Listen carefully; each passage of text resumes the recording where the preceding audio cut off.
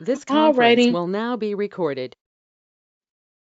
I call the Shelby County Lead Prevention and Sustainability Commission meeting to order on March 31st, 2021 at 7:31 p.m. We'll start with the first agenda item, which is roll call. Latricia Adams, Chair, present. Board Member Stephanie Love. Here. Okay. All right.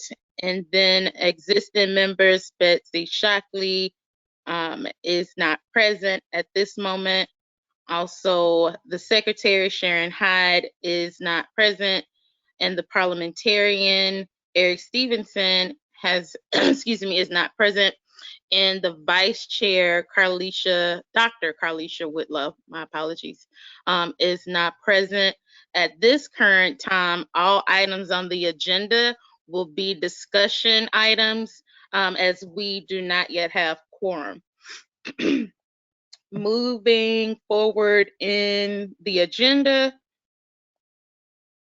we are at public comment. We actually did not have anyone to submit public comment via email.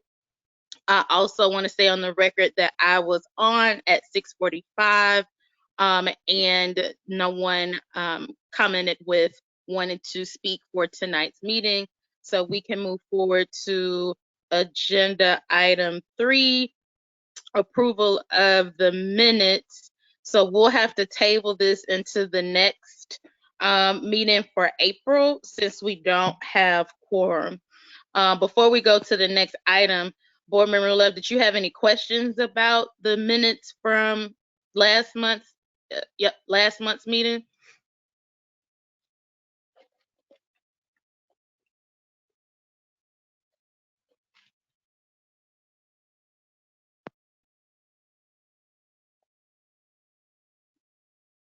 You didn't have any questions, Board Member Love? No, ma'am. Oh, I was talking. I was still on mute. No, No, that's okay. That's no problem. All right. Well, then we'll go into old business. So I did submit the data request for the testing results for Shelby County Schools. As soon as I hear back or get some additional correspondence, of course, I will share that with the members of the commission. Also, as this public record, when that information is shared, it will also be available for accessibility from the general public. So I will keep everyone abreast of that. The next item on the agenda I'm excited about is a debrief of the meeting that I had with Shelby County Schools. So the meeting was very cordial, very warm. Was really excited to hear some of the proactive measures that the district is taking as we move into another testing year. So being that the first year of testing was for that 1920 academic school year, because the statute states that it is a biannual test, then this upcoming academic school year 21-22 will actually mark the next testing cycle or testing window. Another part of the discussion was just to talk about collaboration, which I was excited to hear that was a mutual agreement, where we've still been pushing towards having a infrastructure task force. I'm not going to let it go, where it is a concerted effort between the city, the county, MLGW, the health department, as well as Shelby County Schools. And so they were all on board for that as far as receiving additional information once we get some more confirmation from board chair Eddie Jones. Is still waiting to get that on the agenda. I do want to say on the record that Commissioner Mick Wright has been very responsive and did state that he submitted the request, I think maybe twice, to get that item added to the county commissioner's agenda. Um, and the next thing that we discussed during that meeting was around joint communication. So there was supposed to be a release from the health department around the data that we actually were requesting. I have not yet seen that data. In full transparency, I think that if it was released, then I know that the media would have been all over that. So I had not heard. Board Member Love, have you seen anything with the health department releasing any testing data? I want to make sure that I'm No, no, I have not. The administration did tell me that they had some data around lead testing, and that is, we're working on a date and a committee to present that in. Okay. And this is another agenda item, but it's still applicable here. So I did communicate with SCS that MLGW is also going to work to get all of the service lines tested on the MLGW side, which will be extremely helpful. They have some data, but it's not complete, and the dates where they did the data is not, or where they collected the data is not consistent. So I'm excited. You know, I'm gonna hold our friends at MLGW accountable to that word, that they'll get that tested. But I'll go into more depth about that later on in the agenda. The other thing that I, of course, like, you know, we, both myself and SCS acknowledged that when the data was released in academic year 1920, it was a lot of heightened anxiety around those results. And as we mentioned in the previous meeting, it is mainly because I don't think that the information regarding like how testing works, what the actual numbers mean, what impacts that has on children, what fixtures were actually tested, because it's so technical. You know, if you're a layman, it's difficult to internalize. And so what I suggested was I would love the opportunity for the LPC, as well as like the health department, the mayor's office, the city of Memphis, to collaborate on some type of concerted, like, or collaborative social media campaign, which is where a lot of our parents get information, which can be good or bad. Sometimes incorrect or misinformation is circulated through social media, and I think that that can be combated on the front end. So that I wanted to get your take on that, Board Member Love, because my recommendation is like get in front of it. You know, try to do as much like education to the community before, you know, any type of data is shared out. But wanted to get your take on that, Board Member Love. So I do think that we need to be proactive. And I also believe that, you know, there may be people who are kind of stonewalling us, you know, on certain things. I do think that we need to be proactive, you know, just making sure that our message, you know, is clear. It's not an attack on anybody. It's, you know, this group saying, or this body saying that our children deserve to be in buildings that are free of lead. Our children deserve to live in homes that are free of lead. You know, our children deserve to go to community organizations in their community, and parents shouldn't have to worry about lead. And I think what's happened is, you know, people see it as an attack, and, you know, they're not looking at it as a way of us, you know, trying to help and support, you know, to mitigate the problem. I agree. And that's kind of, what I discussed with SCS also, is that number one, the facts are the facts.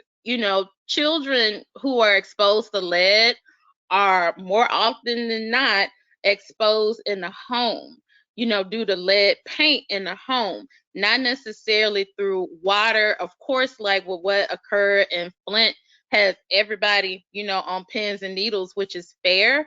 But then it still goes back to that community education piece.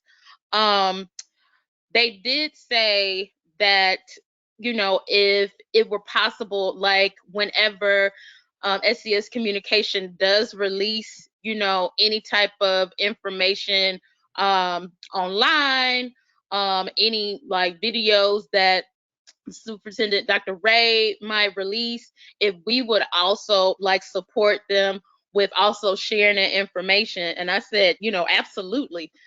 We want to make sure that the community is well aware that we are not working in silos, that we're trying to be more collaborative in nature. So yeah, I guess from a community education perspective, I mean, as a commission, we can definitely, do several things. We can, we can do a live, where we have an expert to come in to talk about the different ways that children can be exposed, and then like preventative measures, and then of course like encouraging parents to get their children tested, especially since they've been at home a lot because of COVID. So, I just want to make sure, like, from the best of our ability as a commission, that we are frontward facing with folks, providing the information that will kind of put parents at ease. What are your thoughts on that?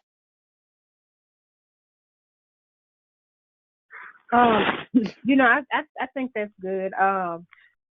Even with just, and I'm gonna say this. I think that sometimes you have people that may not understand.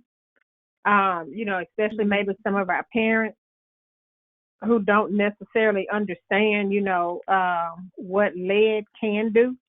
I think of course they've heard about it years ago. Of course, the children had to go through the screening, but I think that would be good also. Educating parents.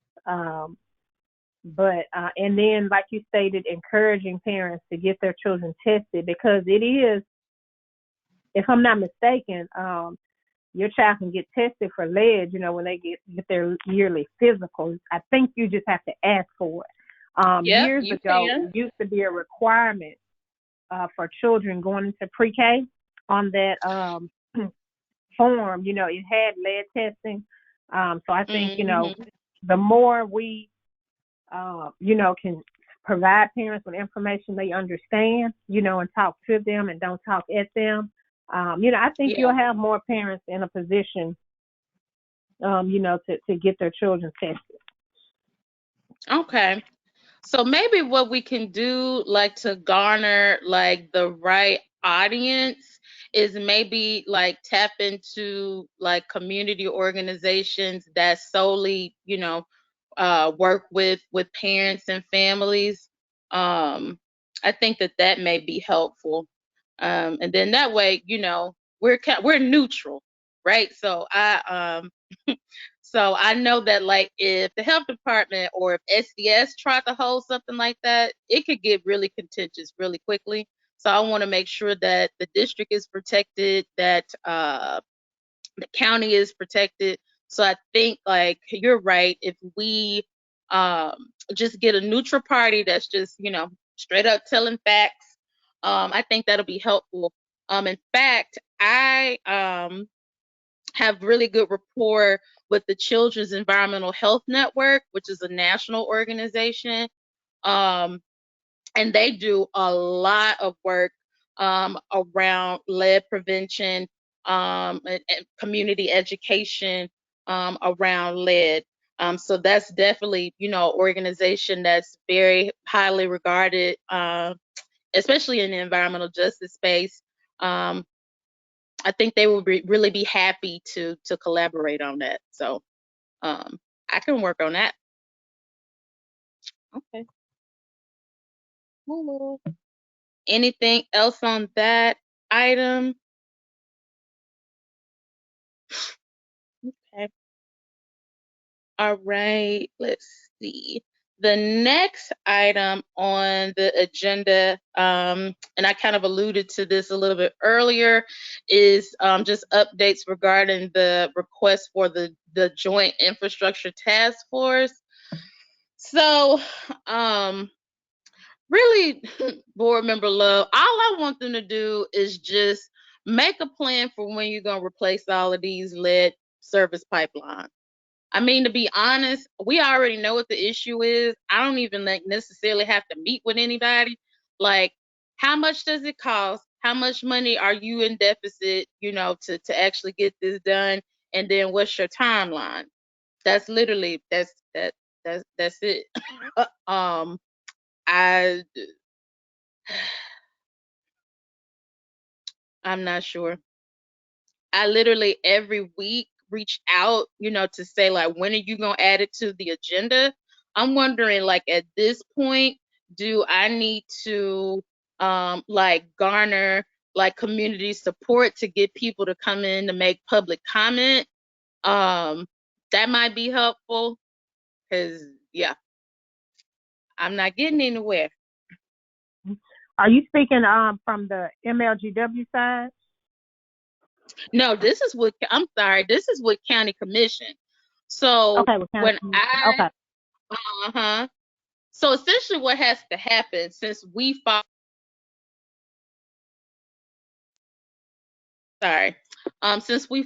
under the purview of the county, then our first like point of contact would be with county commission. And so I had a meeting with Chair Jones, and also Commissioner Brooks, and they're all on board, but like I'm not getting a response for them to actually put it on the agenda so that it can be presented to the full commission. So when I presented to the commission, it was just for Commissioner Wright's committee. So what the options were that the administration shared with me was the board chair, the county commissioner's board chair, can either just make the call and say, yep, let's go ahead and get started with, assembling this task force, or they can opt to take a longer route and actually put it on the agenda, and then it has to be put up for a vote. I just want to know either way, how you gonna do it, we're going on like what, 2 months now, that I've been asking like which way you gonna go. So yeah, that's kind of where we are. MLGW did say that they had to prioritize repairing all of the main water lines that were damaged from the ice storm, which we all know, that makes sense because it was like what, over 6,000 breaks.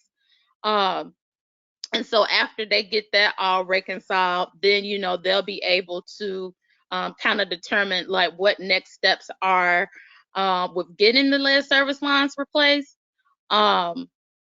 Now, they did mention with the lead and copper rule kind of being at a standstill right now. And I'll say EPA just released today that they're going to be doing these regional roundtables throughout the country, trying to get feedback directly from folks on the ground, and that goes up until May. So I don't even know when, as a country, we can anticipate getting the revised rules. Yeah, that's kind of where we are there. So do we just kind of wait it out, until things at the federal level get clear, or do we still push right now, like even in the interim, like what are y'all gonna do? Like have a plan. Yeah, I think that it's I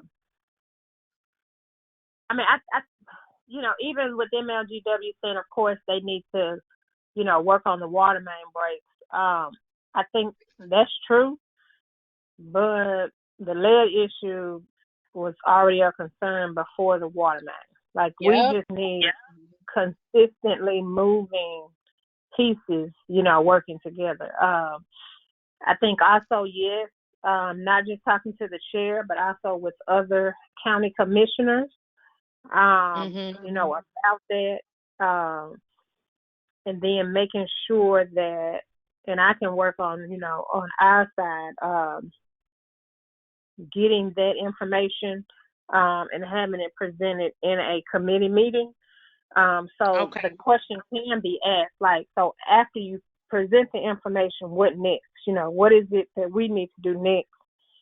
And then, I don't know if you've spoken to Representative Lamar again.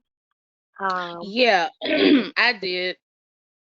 So, and this is on another agenda item, but I'll just merge it. So with the bill, so there was some pushback in the second time that it was on the floor in committee. And we're still really not sure like what the actual pushback was explicitly. I do know that the fact that it's unfunded was a major concern from LEAs throughout the entire state. And so in order not to completely lose the bill, it's tabled until the next session. Hopefully by the next session, at least we'll have some additional insight on what the EPA's lead and copper rule will be. But I'm like, I told London, I'm like, that threshold for 15 parts per billion, which some people push back on, which is the point of remediation, they're not going to change that. So it would be better to get ahead of it, but um, so it's tabled to next session. Representative Lamar did do a official request for $1 million to actually fund that bill to support LEAs with getting those for actually getting the testing done. But like you said before, Board Member Love, that still leaves a huge gap around remediation, and we don't even know yet what needs to be remediated on the MLGW side. So that, it's missing parts. Yeah. Yeah. So it's like SCF has all their data, but not MLGW. Well, I think MLGW has the data they need. The question is, for everybody, how quickly are we, and I'm saying, the different governmental bodies, how quickly are we ready to fix this problem? Because it seems like, everybody's passing the buck on everybody else instead of coming together to say, we need to fix this issue. So how are we going to do it? And I mean, even if, they don't want to call it a task force, I mean, you're still going to need state, city, county, MLGW, school district, health department, and, other community partners at the table. So if the name is the problem, I mean, we could just call it a come to Jesus meeting or whatever, but we need to, we need to get some action done. Right. Because you know what I'm thinking about? So with that, and I'm going to butcher the name of it, but when Mayor Harris did that transit word, what was it? Transit. Ooh, I'm going to tear that name up. I'm sorry. But you remember when they were trying to like figure out how to update like MATA and all of that stuff? You remember when that happened? Mm-hmm. Okay. Mm-hmm. So to me, that structure is like what is necessary. So it involved like interagencies. It involved, people having to work collaboratively. I think that with this issue, it it deserves a lot of intentionality, just as much, as transportation. So I think, so what I can do, I will follow up with Commissioner Sawyer, because she was actually instrumental with getting us on the agenda when I was able to present to the Environment and Conservation Committee. So I'll reach out and be like, please help us to at least get this on the agenda. I will also look at my schedule to see if I can go back in to make public comment. And then at this point, I think we need to engage with some other power players, like on the ground organizations, to also push to get them to do this, because we don't have time. It's been overtime. How do you think that sounds? I mean, at this point, I'm saying, look, try any and everything. I think it's good. Okay. Whatever we need to do, to get some movement. Okay.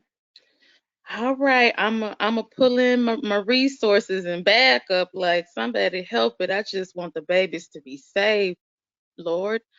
Okay. So I will get on that. Let's see.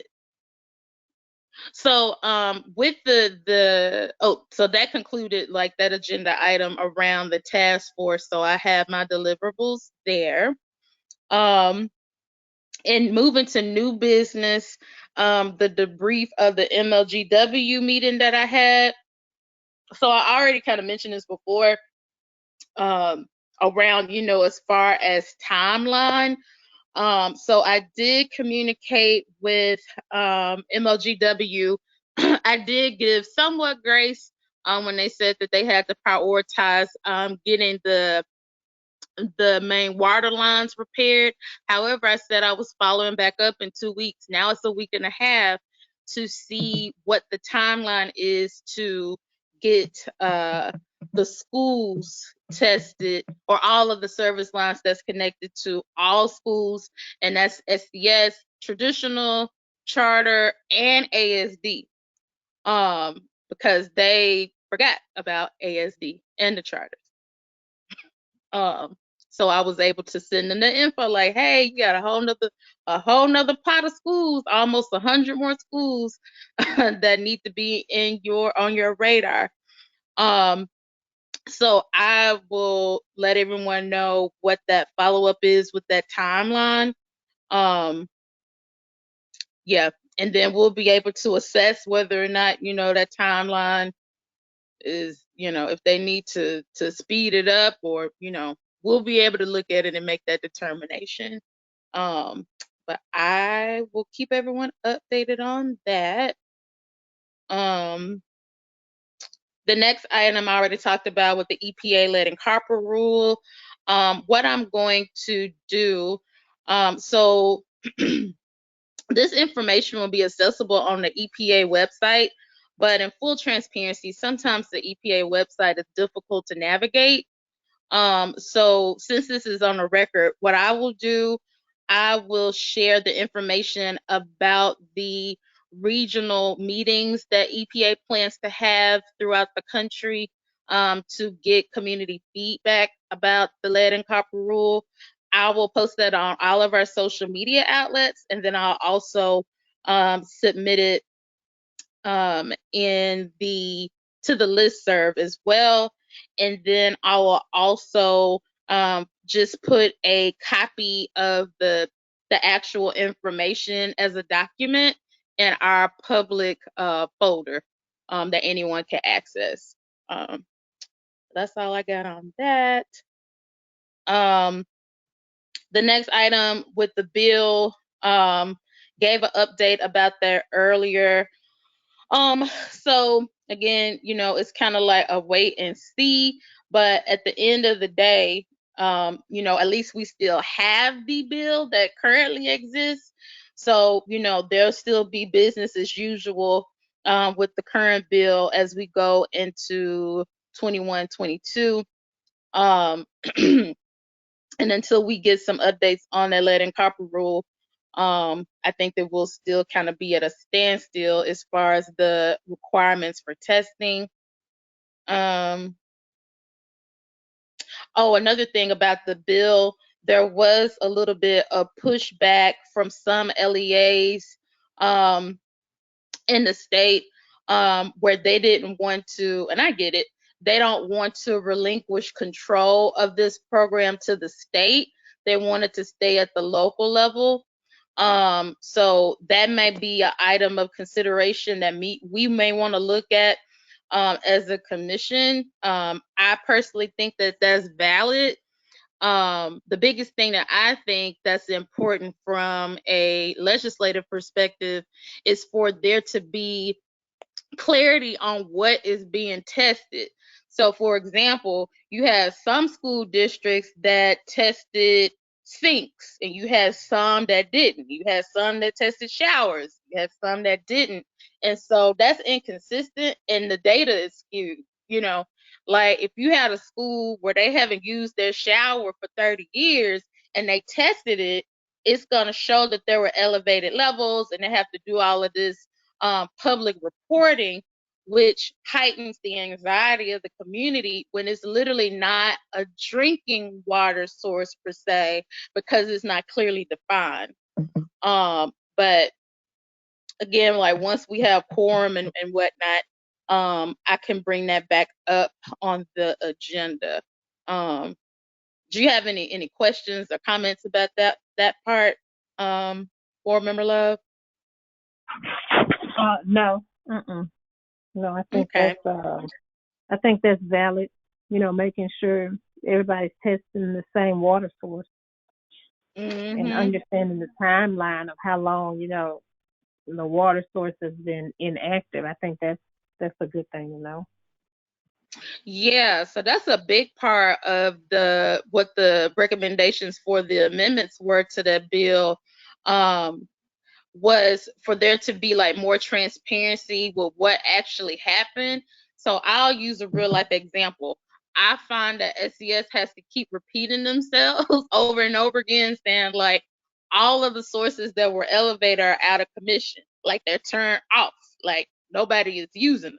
And then like with COVID, it's like nobody was going to use any of the drinking water sources anyway because it's congregated. But anyway, okay. So I will keep everyone updated on what I learned there moving forward. The next item, I kind of alluded to this with the item about the debrief with the meeting with SCS. I pretty much told them, to just state the facts. And, even though there were sources that were cited with lead in the drinking water in schools, that is not the only place where children can be exposed to lead. And so I think going back to what advice you gave is from our end, we can do more community outreach and education on that, so parents can be well aware of the ways that the babies can be exposed, but more importantly, like the prevention part, because there are programs that exist in the city that help to support children and families that may, have been exposed, may have been lead poisoned. And I'm confident that a lot of people don't know about it. So we already went through that. The next part, I more so wanted to get insight from Betsy, since she is kind of the guru on this. But I also would like your opinion too, Board Member Love. So in addition to lead impacting children, lead also is very dangerous for pregnant people and mothers who are breastfeeding, because essentially if you are ever exposed to lead in your life, even when you were a child, once the lead leaves your blood, because it's not going to stay in your blood forever, it's deposited in your bones.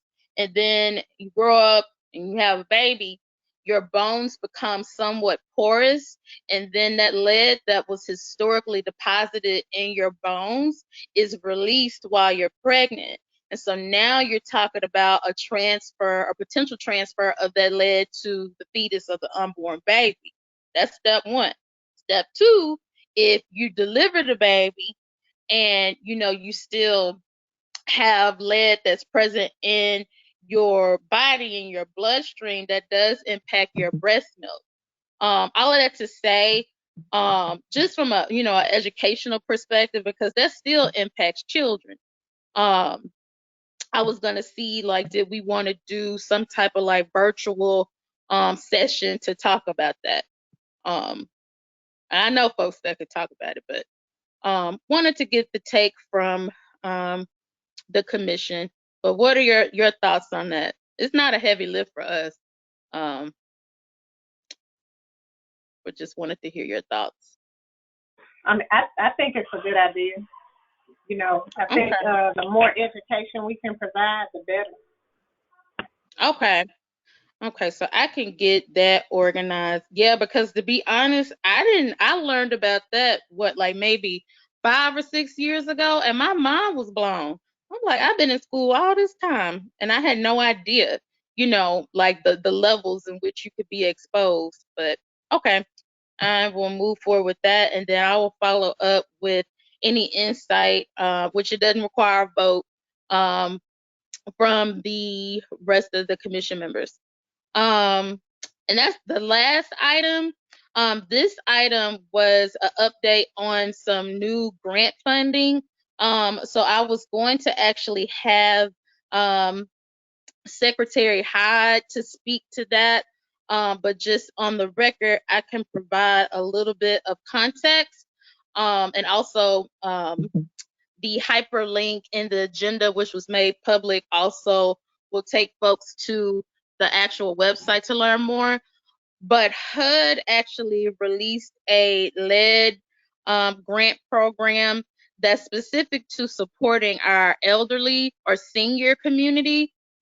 So essentially, like, if there are folks that are, I think, 55 and older, if they live in a home that has lead-based paint issues, then this funding will be able to support on the financial side with getting that abatement done. And so similarly to what we did last year, we're trying to push the county to apply for EPA funding.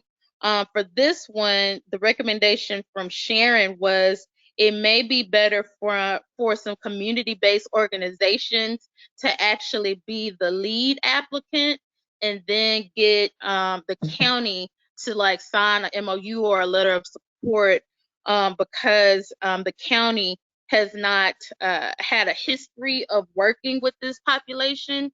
And so in that grant application, they might not be really competitive. But what I'll do is I'll table this to the next meeting for April, so that Sharon can provide some additional insight about that grant. Right, and then the last item, so this is of course passed, but I'm super excited that we got another proclamation. Yay! We got one last year for Children's Environmental Health Day. So Mayor Harris did proclaim March the 22nd as World Water Day. It actually is a day that was formerly determined or advocated for by the United Nations. So excited to see that recognized in Shelby County. And then also Representative Lamar also submitted a request for proclamation as well for World Water Day. So that's really cool. Definitely something that should be celebrated. And I think that the more attention we can bring to water quality from all levels, we really put pressure on folks to make sure that we get this water together and make sure that it's clean. But that is it as far as the agenda items. I don't have anything else to announce. Board Member Love, did you have any additional points of discussion at this point? No, ma'am. I think you gave, pointers and next steps that I think we all can do collectively and individually. Okay. All right. So because again we don't have quorum, we will adjourn without a vote.